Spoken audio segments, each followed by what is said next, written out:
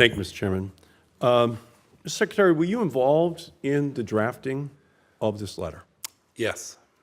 Then maybe you can help me answer some questions about it. The President wrote, quote, "Based on the tremendous anger and open hostility displayed in North Korea's most recent statement, I feel it is inappropriate at this time to have this long-planned meeting." Mr. Secretary, how did you expect North Korea to react to comparisons between North Korea and Libya, between the fates of Kim Jong-un and Gaddafi? Why would you expect anything other than anger and hostility in reaction to these comparisons?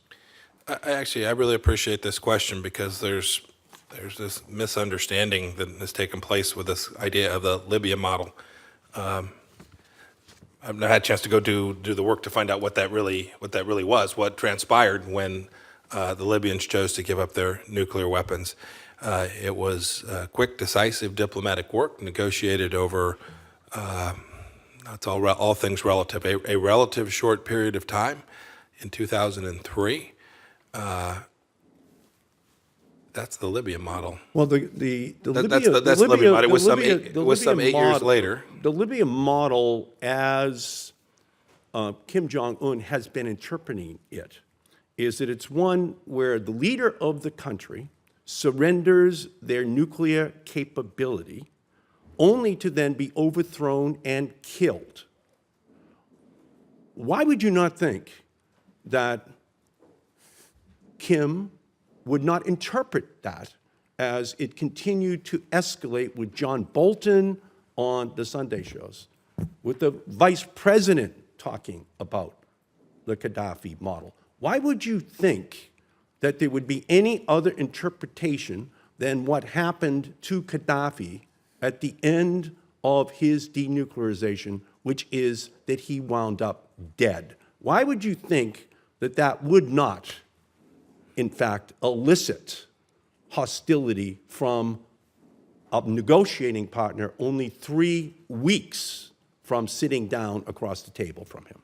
There are probably several reasons that I think that. The first is that's not what they were in talking about when they spoke about Libya, right? No, not right. That's not how Kim would be interpreting. This is diplomacy. Senator, I'm telling you what they said, so we hope that he would hear. I'm sorry, with who said. With what? Who said? When I heard Ambassador Bolton speak to this, I can't quote them back, but he was speaking about the nuclear negotiation itself. Let me. No, what John Bolton said. What John Bolton said. I'll quote to you what he said. Here's what John Bolton said. He said, "We have very much in mind the Libya model of 2003, 2004. That's what he said. Yes. Now, how exactly? That's my point. Do you recall when Gaddafi was killed? I think perhaps Donald Trump is the only person in America who would not be interpreting that to mean that at the end of the story, the leader of that country dies. So why would President Trump think that that was a good model to be used? I actually think you made my point, Senator. What's that? 2003 and 2004. Gaddafi survived long after 2004. Right. Right. And Senator and Ambassador Bolton spoke to 2003 and 2004. Let me give you the second reason I think. No. The model is he gives up the weapons in 2003 and 2004, and then he ultimately gets killed. Okay, that's what we are saying by using the Gaddafi model. Why would that be a good way of having a conversation with someone who we're asking to engage in denuclearization? I don't understand what you're talking about. We clearly are having a difficulty in communicating this morning, Senator, because I'm doing my best to articulate, and I'm clearly incapable of communicating to you adequately. I apologize. I think you are.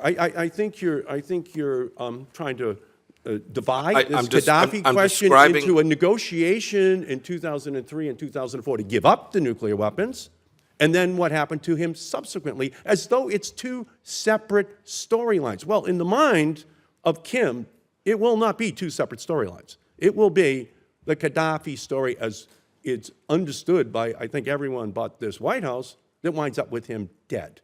So why are we not understanding that that's the story of Libya from 2003 and 4 on to the day he gets killed? You'll recall that's not what Senator Bolton said. He talked about specifically, if you quoted it correctly, I don't have it, you've got it written down. Yeah. He spoke specifically to 2003 and 4. But let me give you one more reason that Chairman Kim should understand it differently.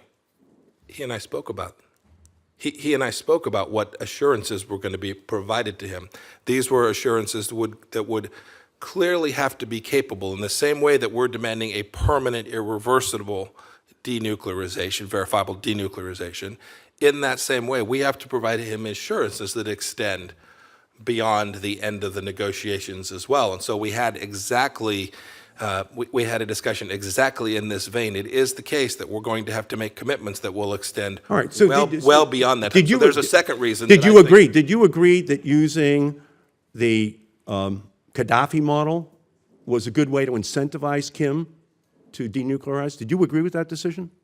Senator, I didn't make that decision. No, I'm asking you. Did you agree with the decision to use the Gaddafi model as a way to get him to denuclearize? Senator, I think I don't want to speak for. I've tried. I've tried. Well, you're our chief diplomat, Mr. Secretary. Did you agree with that approach? Senator, I've given you my approach. You're trying to characterize what Ambassador Bolton said. We clearly have a disagreement about how. And Vice President Pence said he made reference to Gaddafi as well.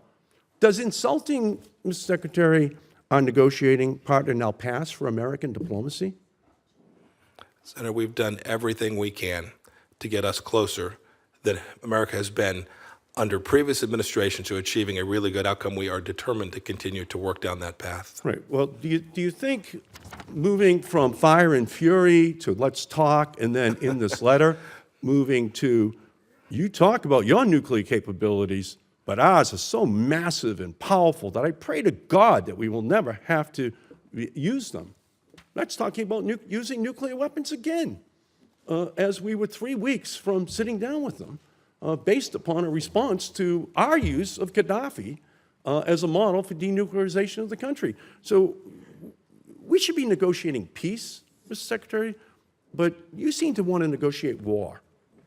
You seem to be willing to miss this opportunity to defend the Gaddafi approach here before this committee today. And I just think that you've missed an opportunity. You've missed a chance to actually give some confidence to the American people and the world that we were on a pathway towards reaching a negotiated settlement with North Korea. Thank you, Mr. Chairman. Yeah.